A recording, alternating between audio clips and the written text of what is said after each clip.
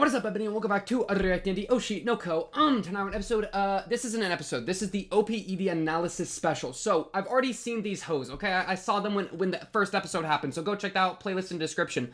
However, I wanted to take a little bit of time to analyze them a bit closer, especially the OP, because there's a lot going on in that, and then also take a look at the lyrics. So I got the OPED full-length musical lyrics, and then I also got, like, the OPED themselves. So, what we're gonna start with is I'm gonna look at the OP. Let me just boom, this is it, right? Ooh, the OP, whoa. Like, what is going on here? Like, a random shot, and this is the scariest, most ominous image I've ever seen. We're about to figure it out, but we're gonna look at the OP, then we're gonna look at the OP lyrics, then ED lyrics. So, that's the plan. Let's just start. I'm about to watch episode 3 after this, so I'm kind of excited for that. Quick little episode 3, don't mind if I do, but yeah, let's jump into this. The OP of season 2, 3, 2, 1, bang. And I will be pausing because already it's like, holy crap, there's already 3 things that happened. You know what I mean? So we're gonna be slow with this. Like already, boom.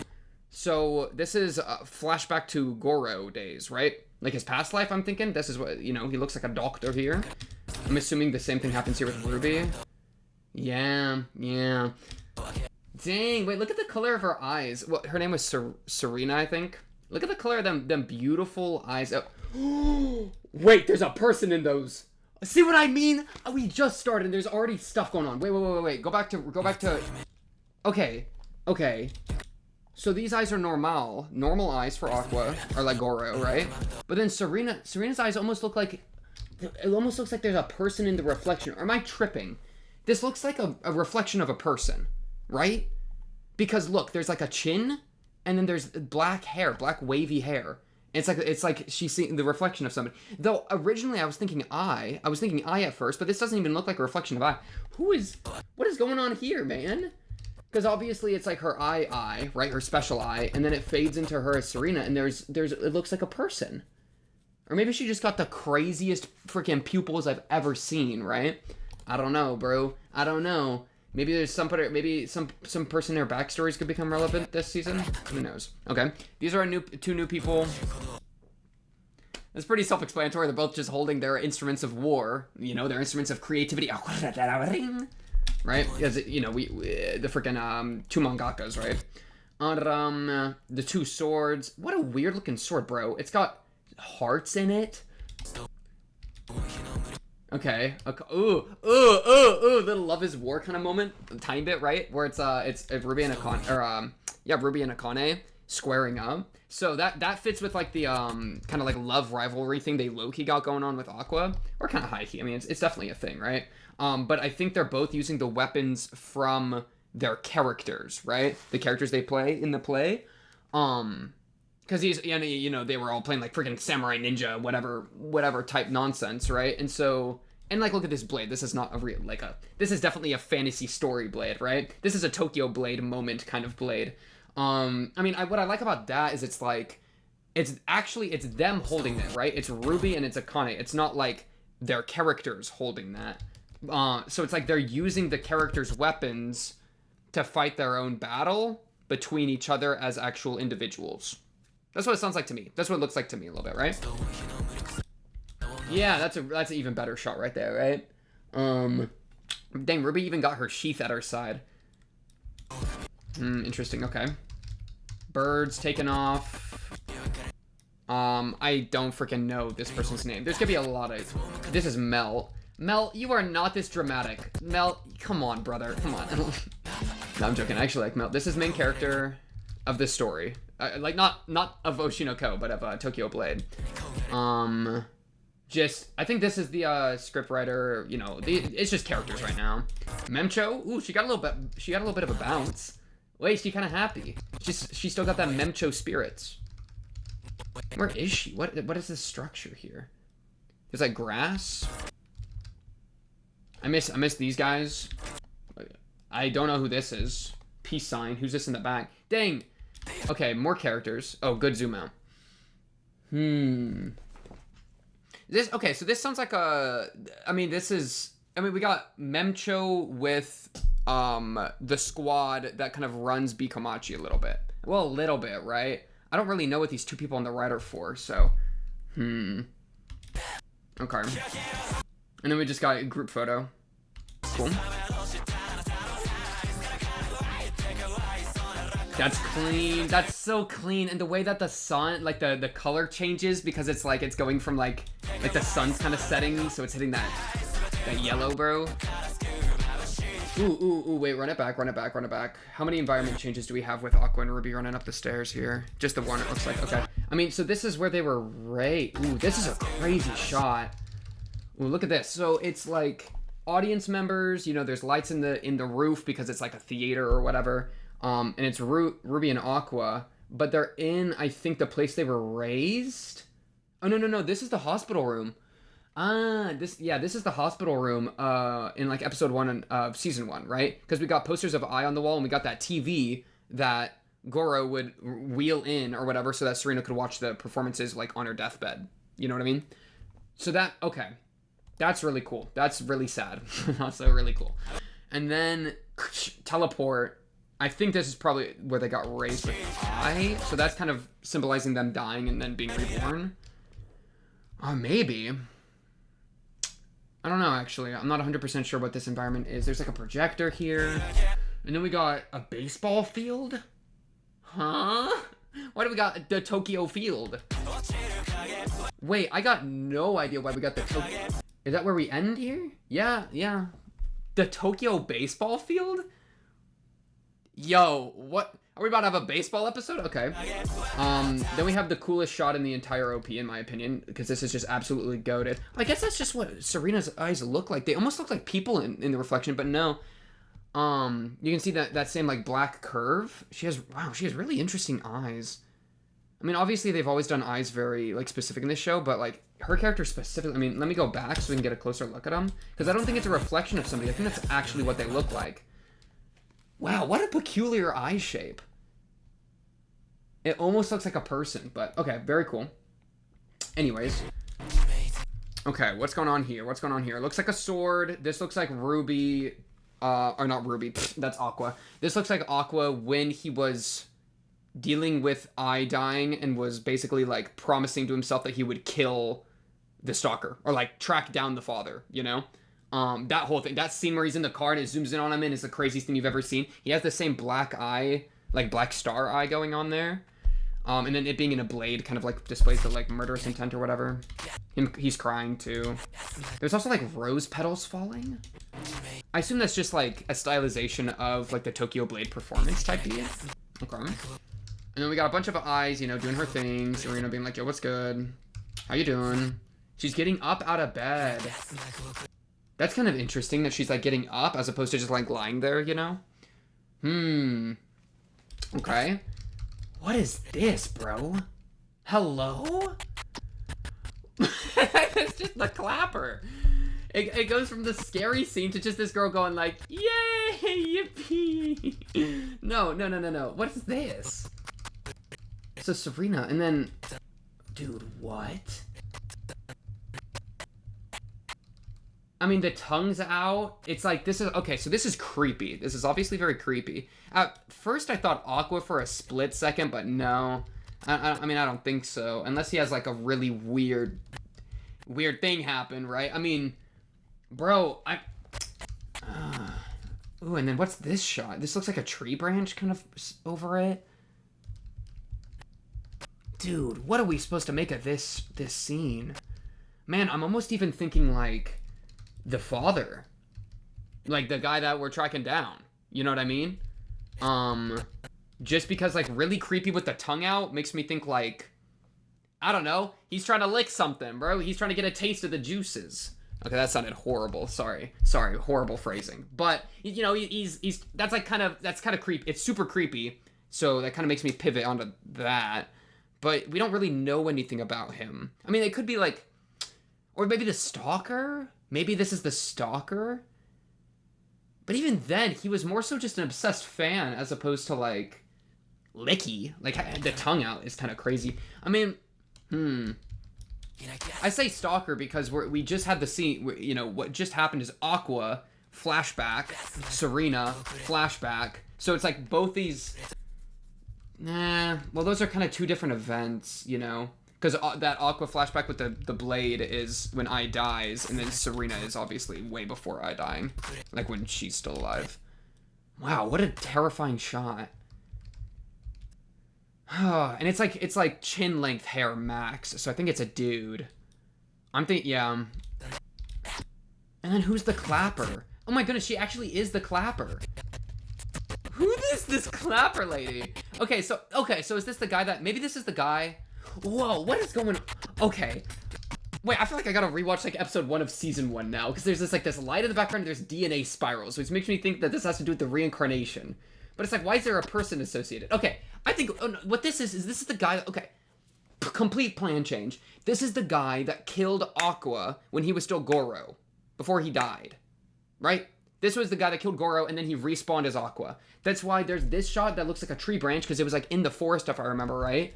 And that's why he's all creepy and obsessive and scary, because, you know, yeah, he was creepy, obsessive, and scary, and he killed Aqua. Kind of, right? Didn't he just like scare him and then fall? I don't know. I'd have to rewatch exactly how the death happened. But that kind of I think is fitting, considering how then we immediately pivot into like, I mean, there's like raven feathers falling. That's kind of ominous, spooky, death related. There's DNA spiraling, 2 intersecting, right? That kind of give me some like rebirth imagery. There's this like light in the back. That makes me also think like that's his soul. Maybe that's like Aqua's soul. Or like Goro, Aqua. I'm gonna call him Aqua. Then who is this lady that's gonna... Excuse me? Are we actually gonna explain the reincarnation at some point? Oh, that'd be interesting. Because we're up to this point, I mean, I've pretty much not really thought about the reincarnation as anything other than a plot device, right? Where it's just like, oh, like I didn't think we'd actually care at all. But this makes me think that maybe we actually care a little bit. Like maybe the plot's actually going to like talk about the fact that they've respawned, you know? Because otherwise I've just been thinking like, oh, it's more so just like a plot development to like, you know, like we're not actually going to deal with it. It was kind of something that happened so that we could like do the story, you know? I mean, I wouldn't mind if they kind of dug into this, because it kind of looks like they will. I mean, and then they immediately go into a very obvious shot of, you know, Aqua respawning from death, right? Which is, oh my goodness, what a good shot. His arms restructuring too. Damn. Yeah, okay, so who are you? Oh my goodness, maybe I gotta re-download episode 1 so I can rewatch it, so that with this like this new kind of stuff going on. Zing, Aqua kind of attractive. Okay, my fault. 3 hands bumbling out of him. Whoa. Why 3? One's wearing a suit coat. Yeah, I mean I think they're all wearing a suit in some way. What is going on here? I mean, this is so scary because it almost looks like his 2 eyes and his mouth are where they're kind of coming out of, you know? Like, look at this shot. This looks like a horror shot. Especially considering that bro was just a skeleton, you know, half a second ago. Wow, what is going on there? Is it maybe like a pact? It feels kind of giving me like a, won't you shake a poor sinner's hand? It kind of gives me that energy a little bit. Okay. The Walker, a little bit of eye, theater. They're depressed that their mom is dead. That's fair. Where everyone's just depressed in this room. This is pretty much the squad. I kind of want to... Who is this guy on the left? Wait, okay. Everything run back. This changes everything. Who is this guy on the left? Move, please. There's guy that Aqua was really chill with. Freaking mommy. I forgot her name. I'm not gonna even find it. I don't care. Aqua, Ruby. And then there's this guy on the left. Is this this gotta be the dad. No? This gotta be the dad, yeah. I think so. I think that would make sense. I mean, I don't know who else. They're blonde. What color? You know, that explains why these kids are blonde. Because I did not have blonde hair. Ooh, that's true. I didn't even think about that. Yeah, this guy's him. He's blonde. It's the dad. Wow. Terrifying. Aqua, turn around. He's right there. Get him. My goodness. Yeah, I think that's 100% what that would be. They're very interesting. Then I does a Fortnite dance. And then everybody does Fortnite dances. Zang, Ruby. I love Ruby doing that little, like... He raises it. It's like he's toasting her, bro. Oh, and then more hands coming out of the previous hands. The hands are really scary. I don't know what to do with that. Ooh, okay, wait. Okay, their outfit is like like a dark purple or whatever with like a gold band kind of around the cuff. That kind of looked like their school outfit, does it not? It's got the same band. But the previous suit didn't have the band. So the 3 hands was a pure black suit, like suit sleeve. This is a golden. And then boom, we cut to, that's their school uniform, the golden. Why would the 2 be coming out of it? Maybe that's like Aqua being like, I'm coming for you. You know? That's kind of the energy that gives me. Okay. Give me it again. Who are you talking to here, brother? Wow, I have no idea what's going on in this scene. Wait, actually, I have no idea what's going on in this scene. Is this freaking Himikawa, the protagonist of Tokyo Blade? Maybe? It kind of looks like him. Who is this, like, old, maybe women? Old woman? I don't know. Oh, this is interesting. Maybe he is like, maybe that's why he's like how he is. He's kind of like reclusive a bit more and a bit, you know, he's got like some weird energy to him. Maybe he's got like a more traumatic backstory going on with, you know, something here. Or maybe he like, this could be so many things. It could be like they're dying and they're sick. That's, you know, that's why they're wearing like this weird robe that almost looks like a patient's robe. It could be that they're just like, they don't want the other guy to leave. It's like, oh, you're leaving behind us to like go pursue something, you know? I don't know. This could be so many things. I don't even know for sure if this is Himikawa. Wow. Okay. Bro, I've been saying this OP is different. They got so much going on. Or do they start running? What time looks like that? All right, let's go Serena. Aww. Oh, and they're holding hands. This is a sweet shot. I didn't notice they were holding hands. Aww.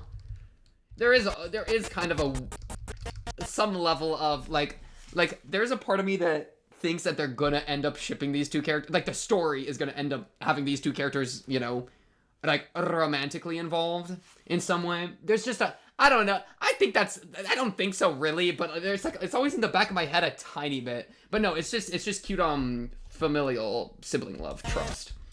Okay. Just wanted to point that out, I guess. Run into rooftop, so they did break out into the run. Ruby's following. Aqua notably is the one leading, right? So he's kind of pulling her to the edge, which I think it would be him pulling her towards danger, right? Running to the edge of a rooftop kind of doesn't seem safe to me, especially if you're chasing the illusion of your dead mother. You know what I mean? Like, if you're chasing the illusion of your dead mother, you shouldn't be running towards the end of a rooftop. That kind of sounds like if you pursue I, then it will lead to your own destruction. And they both reach for her. Ooh, and then this is just clean. Them as kids reaching for her. That trauma hasn't left them yet. And the lights on the sides of like the fans in the audience are like pushing in on them. That's a really disturbing like visual metaphor, right? Makes me think a lot. And then they just free falling as they wait, this is actually so funny. Wait, look at this thing. Look at this. It's Ruby and Aqua free falling, but only Aqua actually has a character in the play because Ruby's not in the play. So it zooms in on him because she doesn't have a character, bro. She doesn't have a character to turn into. That's so sad. Yeah, and then it's him falling and she's not there. I mean, that kind of is fitting with like, because he's doing this to pursue the killer. Or not the killer, but he's doing this to pursue Papa, right? On his like revenge path. And she's not fully with him there, you know? So it kind of hits like that. She's in the stage though, or she's in the audience though. It does seem she's in the audience. Who is this lady on the left? I need to know. Yeah, she's like, oh my goodness, my brother is so good at performing. And then, okay, we got, this is Akane, yeah? Holy crap, they got so much stuff on, I can't tell who this is. I think so, she was Princess, like, Saya or whatever. Yeah, Princess Saya, I got that right. And then this, I think, is Ruby. She got that special sword. So she's getting ready to clash with Princess Saya. That makes sense. That makes sense. They were the ones fighting after all in the OP, or like early in the OP. My goodness. And then she gets like, what is going on with you, Akane? What? She is way too in character here, bro. Okay. Then these two are like, oh, we need to write faster. I'm trying my best. All right. Who are you? Okay, we still don't know who this character is. Ruby's getting lit. Dang, she got like a strawberry shortcake like uniform kind of. Dang, good uniform choice. She going, yeah, wait. She's having a good time, right? I'm not gonna press her for that. Okay. And then, I mean, this is a big climactic fight showdown between Aqua's character and main character Tokyo Blade, right? It kind of makes me think, like, I do wonder if that's gonna have any significance, like, out of character for them. So, like, for, like, Ruby, or, I mean, Aqua and Himikawa as them, if there's any, like, contention between the two of them, perhaps, that will end up kind of being then exemplified through their characters in the play. As of now, not really, but, I don't know, a complete Hail Mary would be maybe Himikawa and Ruby get closer, and then Aqua feels weird about that, and then there's like another love triangle kind of thing going on a little bit. That's a complete Hail Mary. I don't fucking know. I don't even know if they're gonna get, mad at each other, obviously. These, I think, are flashbacks to season 1. Aww, you see that little smile? He loves his sister. And then Squad, he's not smiling anymore. Why is Ruby doing this? Or, not Ruby, Kana. Why is Kana doing this? Oh, did I call Kana Ruby earlier? My fault if I did. Why is Kana doing this? I think I did with, when I was talking about her and Akane. I think I said Ruby and Akane. Sorry, Kana and Akane. But Kana, why are you doing this? Alright, sorry. Big smile. Is it real, though? Oh, these flashing scenes in the back are hard to make out. They just kind of look like characters, am I wrong? I think I'm right. The Squad in character? I mean, look, they are really pushing the these two and them two dynamic. And then bring in the rest. Yeah, it's really hard to make out a lot of this stuff in the back. And then Ruby's just alone, because it's like, yeah, she's not in the freaking play, brother. Just kidding, she got the Squad.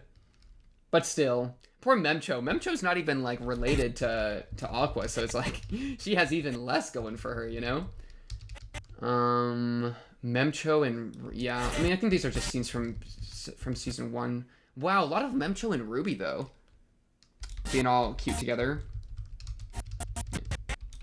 In the background scenes I'm talking about. Okay. Whose sword is which? I don't... purple handle sword. Who has the purple handle on their sword? Is that... Okay. That's Aqua's sword. Aqua's sword gets knocked up in the air. Probably by Tokyo Blade, man.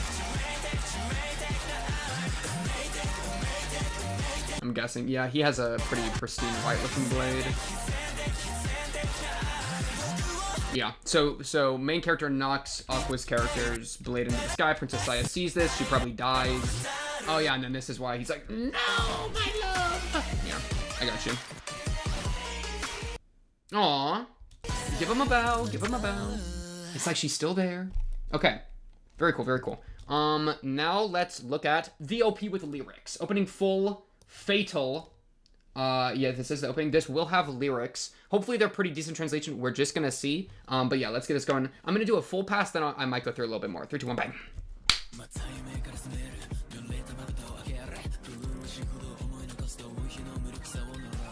Oh my goodness, there's already so much going on, dude. I continue to burn as I yearn for it. Ew. Parched and lacking love. I only am the shadow that falls on me. I mean, this sounds like Aqua just like lamenting, you know what I mean? Maybe too high in a sense. Well, I don't know. Watch me.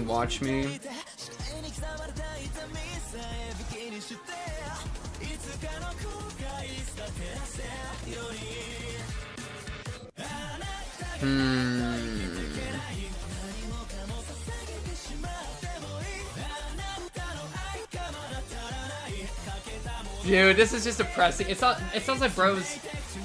Ooh.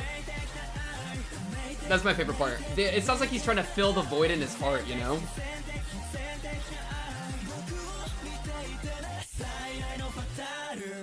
My dearest Fatale. Jeez. Like, do you mean like a femme fatale? Are you trying to bring in that type beat? Oh boy. Who are you? Your eyes are filled with sparkling stars. That just sounds like I again, right? I mean, bro, you could probably apply this to a couple characters, but burnt eyes, torn wings, creative fallenness. My goodness. Sublimated. Ooh, it's back. Okay, and then I think the chorus again, yeah. Dang, they got a crazy instrument going in there. It's like, you know what I mean?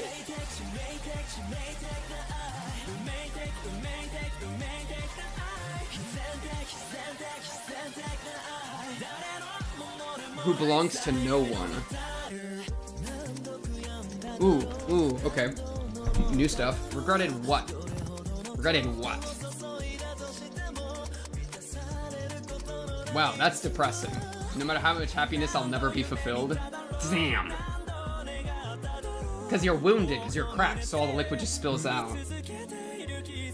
Ooh, that's a good line too.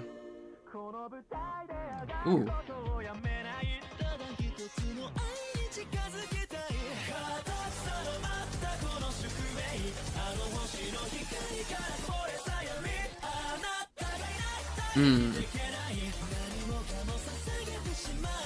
Dude, this sounds so depressing. Your love is still not enough.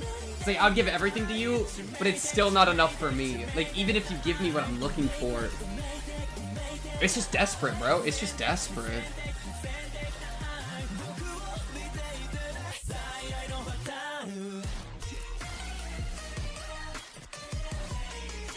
Oh, that's about it? Wow. Yeah, that's about the end. Woo! Okay, Aqua, that's depressing. Let's figure that out. Let's figure that out, Aqua. Let's talk about it, Aqua. Aqua, let's talk about it. Go to the opening. Really good opening. Like hearing it in full. My goodness, I really like the last bit here. But okay, so I wake up from a dream again, opening my wet eyes. He was crying in the dream. That's why the eyes are wet when he opens them. Yeah, I'm pretty smart. Okay. I wake up from a dream again, opening my wet eyes. I regret it so much it drives me crazy. I curse the powerlessness of those distant days. So this makes me think. I've been saying Aqua. I still feel good about Aqua. It makes me think that it's Aqua, like, cursing the powerlessness of when he was a kid and he couldn't save Ai. Because remember, Ai died literally, like, in his arms and she was bleeding out and he couldn't do anything. And he used to be a surgeon. So, you know, powerlessness. He regrets it. He regrets not being able to do more. And he's dreaming about it over and over, which is keeping the vengeance in his heart fresh, right? And he's crying about it. GG. Ouch. I wonder if this burning subject will be enough to nourish me. Burning subject. I mean, by subject, you could mean your vengeance. Burning would fit really well with that, right? Like the burning passion that's driving him forward. Or it could be like burning subject being something else he's filling the void with. Like another person. I would probably say that it's like, he lost Ai, he misses Ai, there's a huge hole in his heart, and so he's trying to fill that with this burning subject, which I would assume to be his, like, vengeance arc, right? And so he's wondering if he even, like, is this thing that I have devoted myself to, right, getting back for losing Ai, you know, getting vengeance, is that going to be enough to nourish me? And to, like, fulfill me when all I really wanted was Ai and I lost that, right? So he's trying to fill that hole. Depressing. I continue to burn as I yearn for it. Makes me think a little bit of, I've said it once, I'll say it again. When you go out for revenge, you gotta dig 2 graves, right? Like, he's already, like, devoted, he's willing to die for this in a sense, right? It's like he's willing to self-destruct for this pursuit he's on. You know, he's willing to devote everything to it, and when he says everything, he means it. And so if that means that he has to be the fuel for the fire, then so be it, right? It's kind of what makes me that kind of energy, which is, you know, doesn't sound exactly healthy, but, you know, I do respect the grind, if nothing else. Your eyes are filled with sparkling stars. Obviously, I mean, you can apply that to, like, other characters too, like Akane. But, you know, her eyes being filled with sparkling stars was very specifically because she was mimicking Ai, and then, like, Ruby and Aqua, obviously, you know, also got a little bit of that pizzazz in them. So, yeah. Are you parched and lacking love? Yeah, it just sounds like he's talking about himself. A dazzling light that saves us all from loneliness. What I like about that line's crazy because it's not only just like, because I think he's talking about I here, right? So it's not even just she made me not feel lonely. It's she made everyone not feel lonely. And so that's kind of like talking about the power of her as an idol, or like even kind of idols more generally, or honestly just like people that are similar to idols. I might even just keep extending that out, but like people that serve as a light that makes people that don't really have other people in their life, it makes them feel like they got a friend, you know? I mean, that's a little parasocial perhaps, but the whole idol mentality, or like the reason people like engage with that form of entertainment is to not feel lonely. I think that would make a lot of sense, right? And so he sees it as a dazzling light that saves not only him but everyone from loneliness, right? Is it your fault that only I am the shadow that I am? Whoa. This is okay. Whoa. You're telling me that's the next line? Dazzling light that saves us all from loneliness. So we go from light into shadow? Wow, and then yeah, you do. Okay. Is it your fault that only I am the shadow that falls on me? My goodness. Okay, Aqua. Like, calling himself the shadow that falls on him is crazy, right?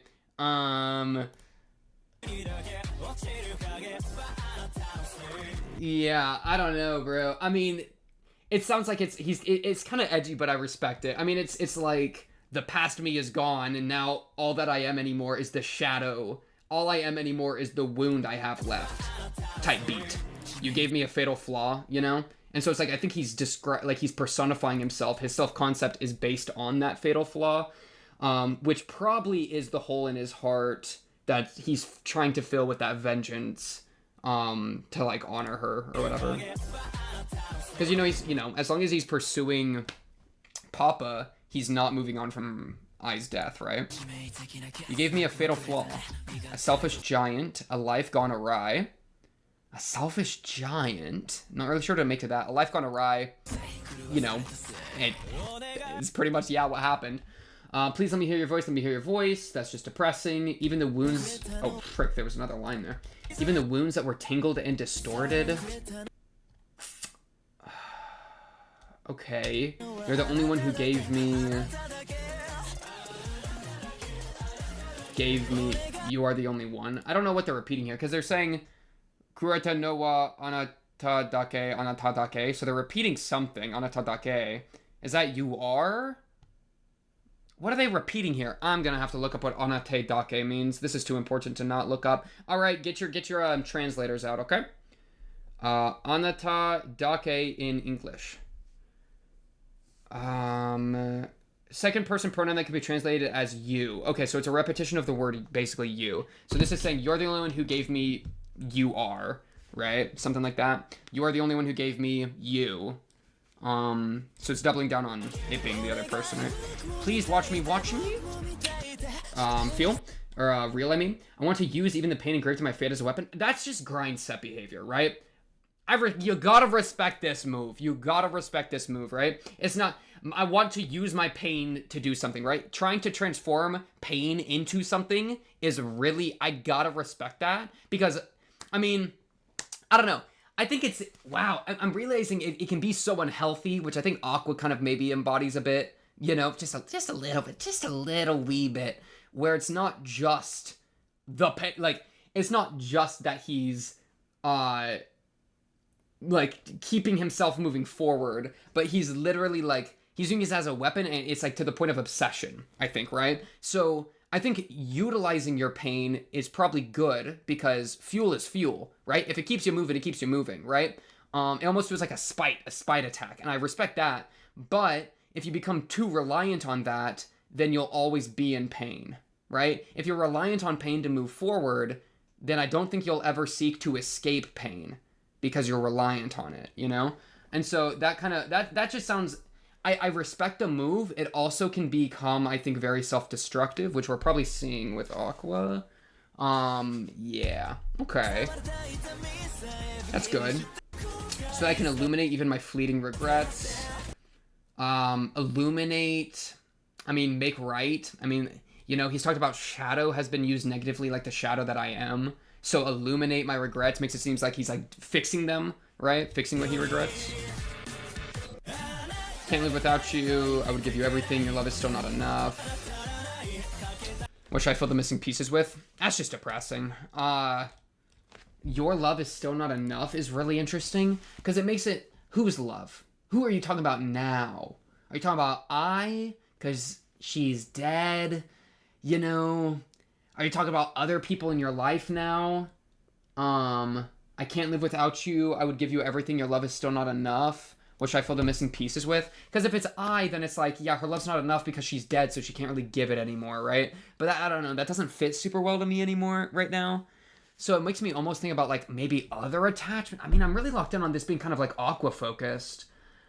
Maybe that wouldn't even be right. I mean, you could probably apply this to probably Ruby as well. I don't know. Because I'm kind of thinking, who else could you apply, like, the whole, like, I continue to burn, I regret the powerlessness of those distant days. I mean, who else had such a powerless backstory, right? So it really feels like at least Aqua, if not Aqua and Ruby. But then this part, it's just, I mean, this is just a many such cases thing, right? Where people become overly attached or, you know, overly dependent because they're trying to fill a hole that has been ripped away from them. I mean, that's just like classic human behavior, you know? Oh, I'm in a really, really tight relationship with somebody. Oh, I'm really, really tight with like my parents or like my sibling or whatever. And then that person leaves or dies or whatnot. Then you're just kind of left where you're used and dependent on having a really strong emotional connection, but you don't have it anymore. So that means that you become like, I really need it again, you know? But then you also might become, you know, you can get, you know, I don't know, there's a lot of ways that can spin out, right? You can become very, very overly attached to people or very avoidant of people because you're afraid of becoming so attached because you know what it's like to lose people. Blah, blah, blah, blah, yap, yap, yap, yap. Point being, this type of phrasing just makes me think, I can't live without you, I would give you everything. It's desperate. It's desperate. But despite how desperate it is, it's still not enough, right? You're so desperate for love, you'd give it everything knowing it's not enough to actually make you happy. Yeah, that's pretty fatal. That's pretty fatal. And it's fatal love and it's fatal, oof. Inevitable sorrow. I mean, that just makes me think like, every time you form a relationship with somebody, you're also forming the end of a relationship. You just don't know if that's happened yet. You know what I mean? Right? Oh, we're in love. We're freaking lit. Well, guess what? Unless you both die at the same moment, you're also either going to break up or one of you is going to die and that, you know, relationship falls apart, you know, because you're dead or you broke up and it's horrible. So every time you form a relationship, there is almost inevitable sorrow built in, if not for you, for the other person when, you know, y'all break apart if you do or if you don't when one of you dies, right? So it kind of makes me feel like we're, you know, it's a kind of a couple of lines on being super reliant on a relationship, but deep down knowing that it will hurt you, which is why it's not enough, which is why there's missing pieces, and which is why it's fatal. Fatal love. Oh my goodness. And then watch me, where it's like, I know you're gonna destroy me, but at least watch me. Like, oh please. That just doubles down on the like the dependency, right? Like, watch me. My goodness. Okay. To the beauty emitted from far away, burnt eyes, torn wings, creative fallenness. Those are just very nice lines. I don't really know what to make of them too much.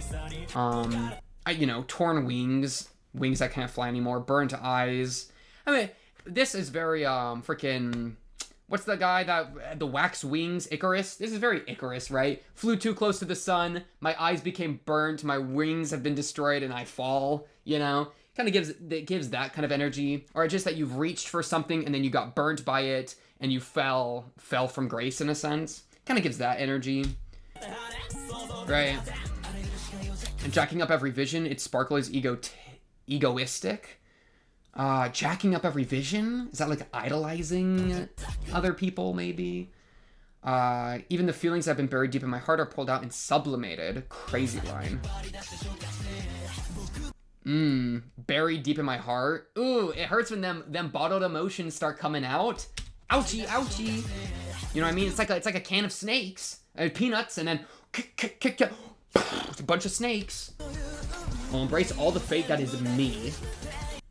Amor fati. Amor fati. I like the mentality. Personally. I can't live without you. I think it's just ooh, I want you to shine on. I want you to shine on me with your brightness. Okay, similar like codependency type stuff. But it's still not enough, even though I can only receive it in my dreams. Okay, that for me confirms that it's I. That it's Aqua to I. That really sends it for me. Could probably also apply to Ruby, but mostly, I mean, Aqua's the one that's got most of the vengeance going on, so it makes me really think Aqua. Ruby could maybe be trying to fill the void with Bikomachi. But yeah, even though I can only receive it in my dreams, 100%, the dreams are what tortured him. The dreams are also the thing that gives him the love, because he is still reliant on I, because he still loves her so much that it hurts him, and it's fatal love. Okay, good. That's making more sense now. It's starting to make sense. This is why we view the full thing, y'all. This is why we view the full thing, all right? Just the OP is not enough. You gotta pull out the song. Who belongs to no one? Ooh, that's kind of good, because that obsessive fan showed up, you know? She don't belong to you, bro. She belongs to herself. I respect it. I mean, regretted, cursed, that's just his weakness. Talking about his weakness. No matter how much happiness you pour into it, a vessel that will never be filled. Wounded to the core, losing I was a wound all the way down. How many times have I dreamed, wished, a hand caressing the wound that continues to fester in my chest. The crazy thing is, like, in this imagery, it's I's hand, right? It's I's hand that's caressing his wound. But I think her caressing it is probably part of why it's festering. You know what I mean? Because him still being so, like, codependent on her, in a sense, right? Well, you know, she's dead, so that's why I'm kind of hesitating. But, like, you know, he's dreaming of her, and it's that her love is fatal to him, right? Her love, the caressing the wound, is fatal, causing it to fester in his chest. There we go.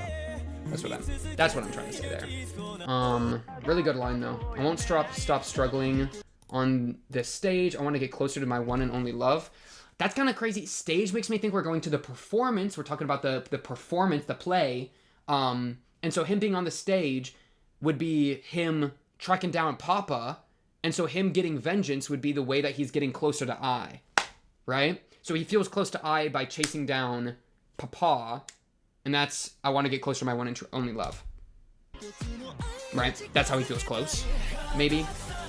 This fate that has been firmly set in stone, her dying, I guess. The darkness spilled from that starlight, talking about the stars in her eyes, darkness, you know, we saw the dark star in his eye at one point.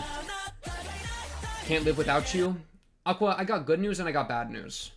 The good news, I'll tell you the bad news. She's not here. You're already without her. The good news, you're still alive, which proves that you're wrong and that you can live without her.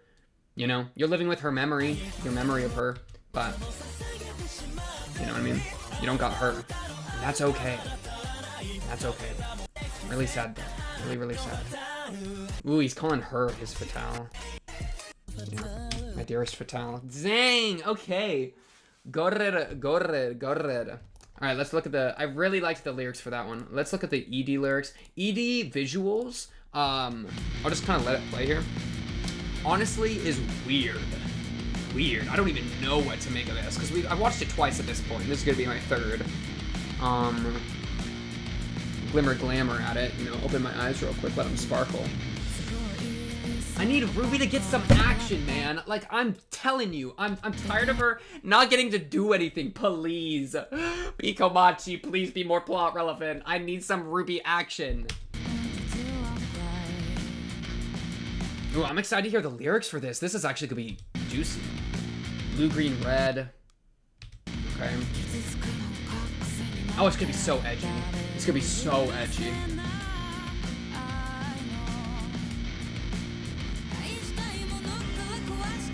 Oh, look at this. The droplets that are dropping in are the bunny. It's Ai's gear piece, her head pin of the bunny. They're bunnies dropping in. So they're these colored drops of Ai. I mean, this is almost reminiscent of Ai's blood, right? Because it's Ai's memorabilia with red. Are all of them colored? Yeah, all of them are the bunny. So maybe these are like the well of emotions that she has towards Ai, that she's like kind of drowning in a sense, that are like coloring her world. Purple, they're mixing together. Yeah. She's trying to, maybe maybe this is her trying to like turn her feelings with Ai into a piece of art. So she's turning it into a dance, right? She's wearing the red color of Ai's blood, the red color that comes from the bunny token that falls into the water. Kind of like that. And then this keychain that falls into the water. This is a crazy shot. It's like we're in the water and it falls onto us. And then only when it hits the surface of the water do we realize we're underwater at all. Ooh, and she's reaching for it. Dang, she looks like she's in an insane asylum. Or, probably more accurately, a hospital ward. Zang, see, like, what? You can't tell me that Ruby doesn't look like a fire character right here. Please give her plot. Ooh, ooh, ooh.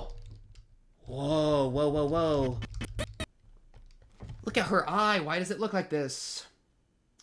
It almost looks like a butterfly, bro. That blue coloration is crazy. It's like it's splitting. It's like a deeper level of hers being opened. You know? It almost makes me think, what were her eyes like when she was Serena? This is important. Eye color is important. We're going to the OP. Blue, there's blue. There's light blue in her eyes when she was Serena. So, in the ED, when she catches the token, or she's reaching for it and it splits, that could be, like, meaning her original eyes, like her past life, you know?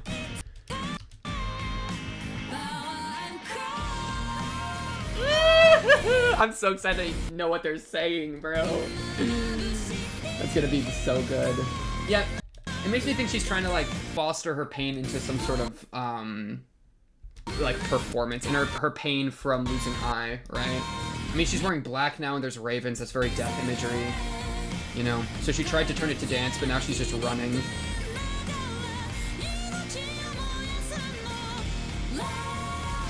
That's real. That's real. Good running posture. Thank goodness she's not doing the girly girl run. I love when you do the fire run, bro. The ho, ho, ho. You know what I mean? She's booking it. With a capital hooking it. She runs to the door. Looks like a normal door. Yeah, now that's some analysis, huh? Oh, and it was red? Ooh, it was red. Did you see all that red? The glass is red mostly. It looks like maybe green on the edge, but mostly red. Maybe that's blood, right? Broken glass makes me think bloody feet because, you step on it, blood everywhere. And then the ravens peck at it. It's like they're vultures pecking at the... Oh, almost like there's someone there. Doesn't it look like there's somebody here? There's like a checker mark thing laying down that the, Where is it? Oh, and it is blood. It is blood. Like, this is the coolest thing. Look at this, man. Please, just open your eyes. Doesn't this look so cool? And this is Ruby, bro. Oh, my goodness, it looks good. All right, let's check out the lyrics. Burning. Ooh, full burning. The full.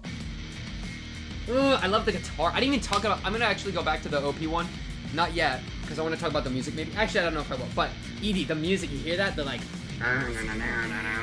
Okay. Convenient ideals, reality is bleak. Okay. A realist position, not very idealistic. Okay, we can work with that.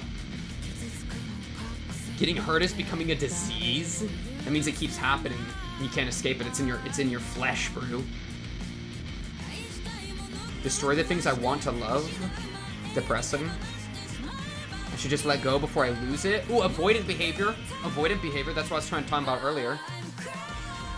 Yeah. That line, but I'm crying. Oh, I didn't realize they were saying that in English. Okay. Recognize this, I said in a voice. Oh my goodness. Wait, this one's kind of hitting right now. Ooh, I love that good. I've been screaming. That is a guitar, right? That like, that really low one. That's so. Counted and compared myself. I couldn't change. Ooh. To who? To I? To like who you used to be? Is this your path to trying to become an idol, but you feel like you can't move forward? I stopped here again. Where should I go? I stopped here again is a really good line. I stopped here again is a really good line. Dream of that day. Which day? Which day are you talking about? That. Oh, I stopped here again is so good. Because not only did you stop, but you stopped and you hadn't moved forward. Okay.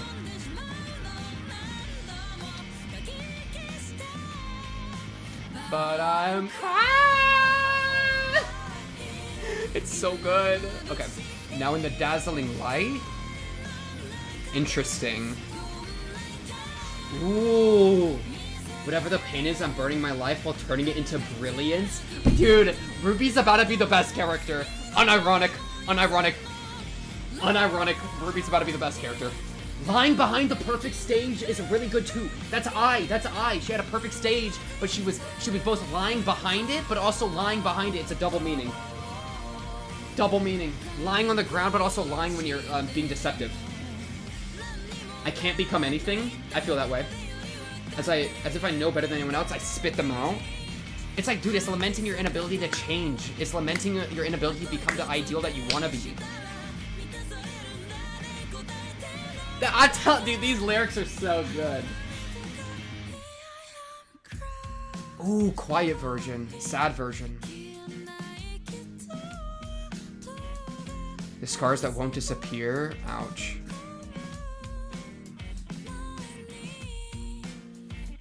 It's like a parallel to the OP in a lot of ways, bro. These are such parallel songs. Woo! Lying. Them saying lying is crazy. Turning even the pain into brilliance. Holy crap, she's literally me, brother. Wait, Ruby's me, bro. Ruby's me. Burning my life. Oh my goodness, it's so good. The perfect imagery, the perfect metaphor, bro. The idea of burning your life, because that's what it is to be a star. If I'm a star, that means I'm supposed to burn. I can't tell anyone? Oh, and you're alone. You're alone when you're doing it? Oh my goodness. Ruby's the best character. I don't care. Ruby's the best character and the plot doesn't treat her best. She needs more plot, okay? I'm literally going to Oshinoko's house. Give Ruby more plot or you get the brick. Whoo! This is a really good song, okay?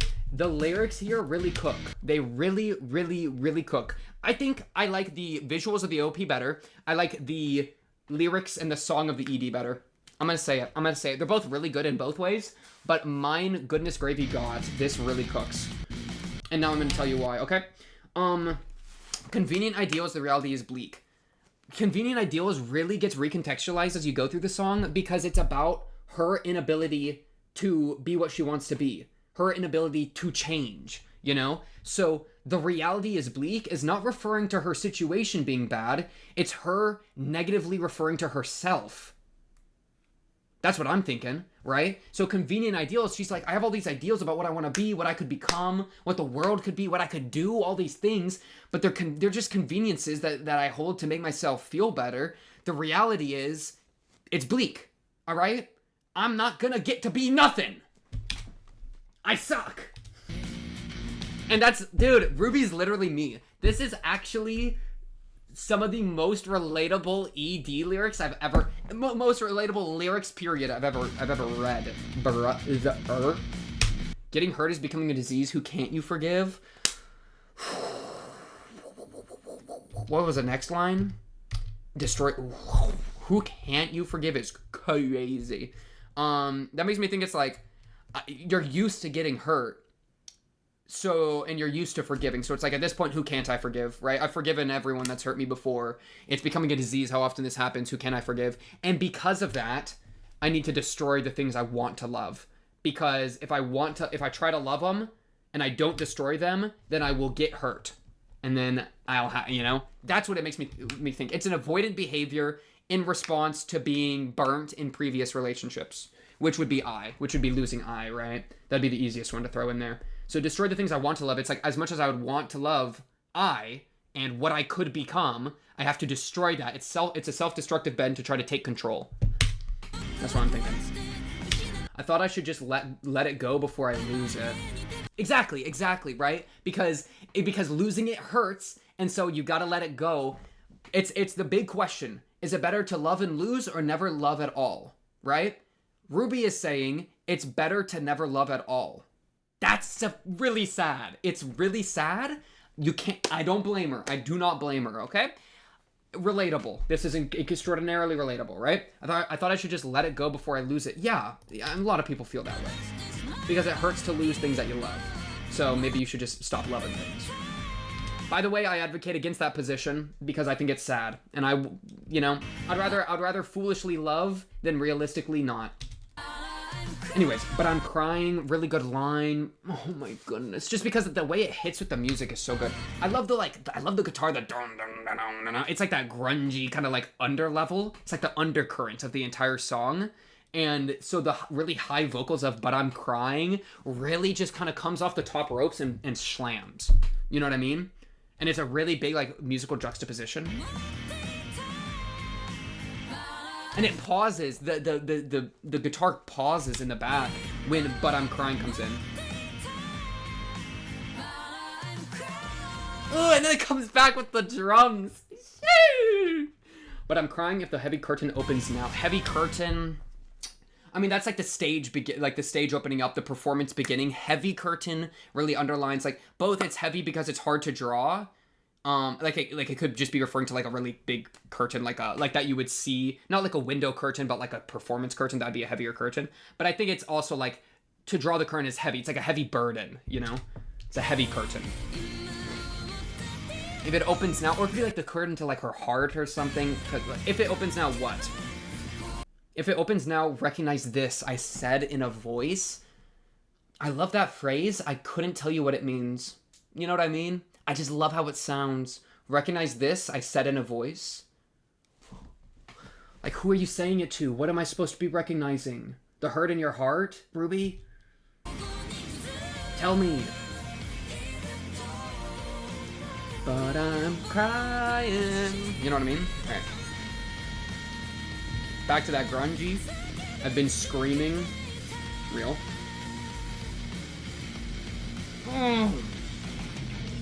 Sounds so good. Okay. No matter how much I counted and compared myself, I couldn't change. This is that realistic thing she was talking about at the beginning, right?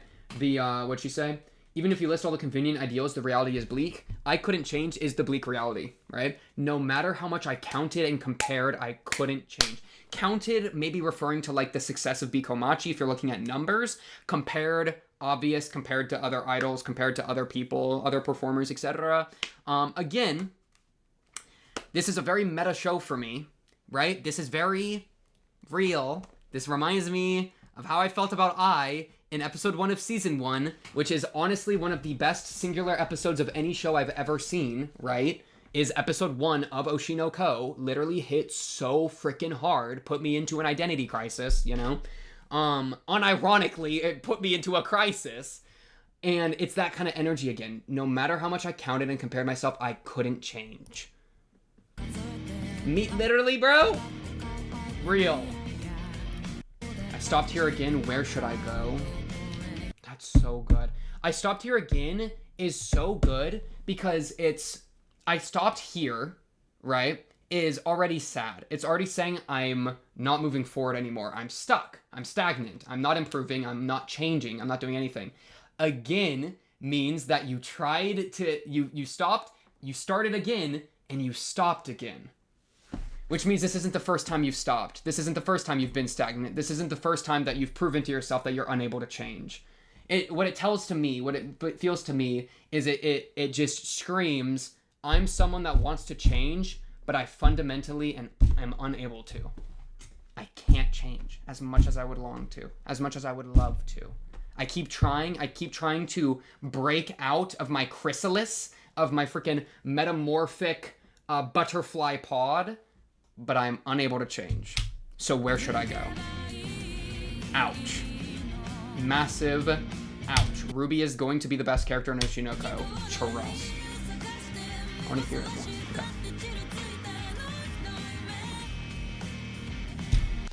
Run it back. Even if I looked away, the dream of that day still haunted me. I think I'm currently salivating about how good this line is. The dream of that day still haunted me. Even if she... and that day is just talking about I dying, but even if you looked away... Ouch. I had decided not to believe in miracles. Kept wishing for it somehow. I wiped it out.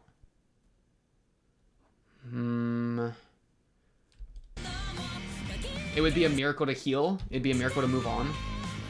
But wait. Oh my goodness. I'm on this to my Spotify right now on camera. I do not care. I do not care. I do not care. Ending full to burning. I'm just going to type burning in. My goodness. Burning. It's not here, man. Oh my goodness. Is it not on Spotify? I'm going to have to look again later. Now I'm crying. In the dazzling light. This is so good. Whatever the pain is, I'm burning my life while turning into brilliance. So yeah, this is unironically so true. This is unironically how I've felt for so long about performance. I think performance in a lot of ways can be a self-destructive burning, right? And I'm not gonna get into all that business. Well, I mean, the show kind of did it for me. Appreciate you, Ruby, for that. I'm glad, minds think alike, right? Freaking whatever. But yeah, like the idea of like I'm hurt, therefore I try to turn that hurt into something positive. I mean, it's the very classic trope of like the funny person. It's like, oh, the funny guy in class, but he's secretly depressed, right? That trope is this right here. It's the person is depressed. They are unhappy. They're in a really bad situation, whatever. And therefore they desperately try to make something into brilliance to escape that feeling, right? It's I'm alone in this suffocating darkness, and so I'm going to burn my life into brilliance so that now there's light, right? And it can be for others, right? Kind of the funny guy trope, the funny but depressed guy trope.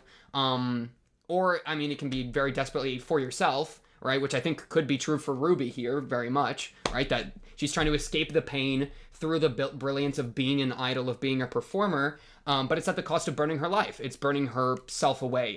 It's self-destructive is a term you could throw out, though I don't think I like it in this instance that much, because it is trying to escape pain, but it's also burning your own life. So it's like, it's definitely not afraid to self-destruct, or at least to use yourself destructively, but I don't think that's the intention, which is maybe why it's even more dangerous, right? Or just as dangerous, if nothing else. But holy crap, brilliant line. I'm burning my life while turning into brilliance. You want to be a star like I was? You got to get ready to burn. It's crazy how that is, right? Yeah. Man. And you know what it reminds me of? This is random. A quick reference, but it reminds me of freaking Needy Streamer Overload. Overload? I think that's the name of the game. Needy Streamer Overload. I think that's the name of the game. Wow, just repeat your sentence 3 times, why don't you?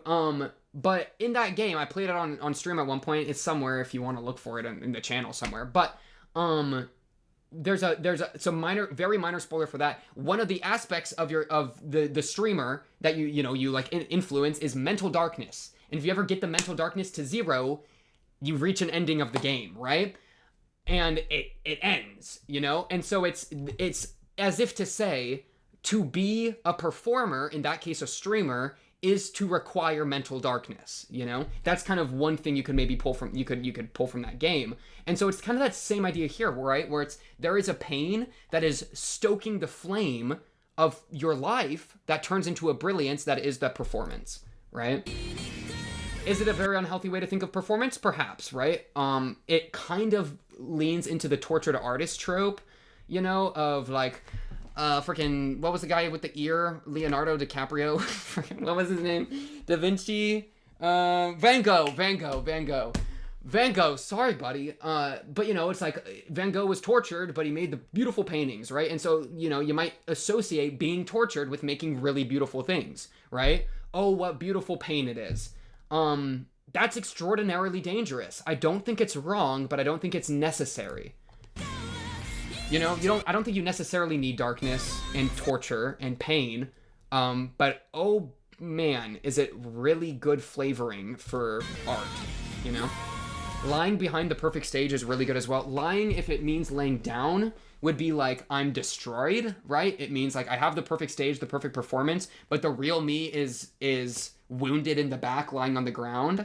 Or lying could refer kind of in an I way into like how there is lying, right? That whenever you say you're happy, you're lying. Whenever you're always performing in a sense, right? I think lying is probably more laying down than being deceptive, but it kind of works as a double meaning, which I really like. And they specifically use the word lying in English, so you can actually, I think, read that into the Japanese as well. It's not just like a product of translation. Because, you know, obviously this is all translated what I'm reading. Even if I bite back my trembling words. Bite back. It's a good line. I can't become anything. Woo! Depressing. Yeah, real. I mean, ouch. There's two reasons that you would believe you can't become anything. It's because it's either you believe there is something to become, but because you're unable to reach it, or there's nothing to become anymore, you know? For Ruby, it's probably the first, as opposed to the second, right? Where there isn't anything to become, a performer, an idol like I, that idealized perfect being that she seemed to be, but at what cost, you know? And Ruby thinks she's comparing herself to that, and she is unable, in her own belief, to meet or match that. And that's really depressing. Because it's that thing that was said earlier in the thing, right? Oh, geez. Recognize this, I said in a voice I've been... Oh, right here. No matter how much I counted and compared myself, I couldn't change. No matter how much I compared myself, I can't become anything, right? It kind of works. Also, you could lose faith. Another route, which would be really interesting to see Ruby go down, would be, like, losing faith in, like, idol culture itself in a broader sense, which would be to say that, like, I had a horrible fate befall her, and maybe she wasn't as happy as she seemed to be. Maybe there was a very tortured person beneath that beautiful performance, and so it loses the luster. No longer is it something to become, right? So it's either that Ruby doesn't believe she can become this thing, or that thing itself has no longer is no longer worthy of being became. You know what I mean? It's no longer being an idol is no longer worth it because it's been ruined in some way. I would probably lean towards the former because she said comparing herself, so I think it's her doubting herself as opposed to losing faith. But I would really like to see the second one explored. Smile. As if I know better than anyone else, I spit them out. Really great line. As if I know better than anyone else, right? I mean, that's that same like self-doubting behavior. Like, what do I know, right? I'm just like everybody else, right? Yeah, I mean, it's realistic. That's the thing, bro. Performance, I think, there's a very fine line between the successful person and the obsessive person that failed. There's a very fine line, right? And I think if you start to imagine yourself as the same as everybody else, then you will no longer be able to succeed as well. Maybe that's a bit of it's probably not entirely true, because there's probably people that have been very successful as like performance artists that truly believe they're no better than anyone else. But man, that sounds like just a new type of pain to channel into your art, you know? Anyways, kind of falling into my own pit there a little bit. Let's just keep it going. Emergency yap escape, okay? I don't need one in phenomena. How many more things do I have to have until they're gone? Ouch. Do I have to have? Now it's a have to? Having something is a have to, Ruby? No, it's not even just like you'd prefer not to love, but it's like a burden to love. Ow. Ow. That is so sad. Ruby, I'm telling you, you're going to be the best character. The scars that won't disappear. Scars don't disappear. You gotta learn to live with the scars. And find the beauty in them. Smile. Before I swallow it, I'll burn the flames from the depths of darkness. Yeah, I mean, same thing as I was saying earlier.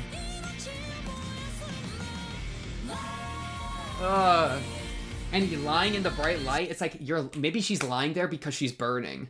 And so the bright light is the light from her life burning, and she's lying there as its fuel. Okay. Turning even the pain into brilliance. Oh my goodness. I need to hear an English cover of this. Stat!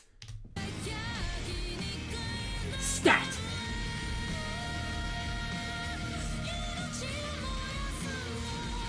I knew this was gonna hit. I knew this was gonna hit. Yeah, this is super real. And this is the truest thing. Holy, wait. Stay with me now. This is the truest thing, because if you tell somebody about this, you ruin the illusion that you're trying to create. Bam! You know what I mean? Because if you tell people that you're burning your life, like, imagine if I told people about what the cost of being an idol was, how that was destroying her in certain ways, right? What the cost of that was, who she was, all the pain that like was built into it. If you talk about the pain of the performance, you strip off the regal exterior, the facade, right? The beautiful embellishments lose their luster because you realize that their coat was blood. It was shining because it was blood. And as soon as people realize that, it stops being beautiful and starts being like dirty, you know? Or it's beautiful in a depressing way, you know? I can't tell anyone about this feeling, because if she's an idol, she's so supposed to inspire, you know, be uplifting, be energetic, be exciting, right?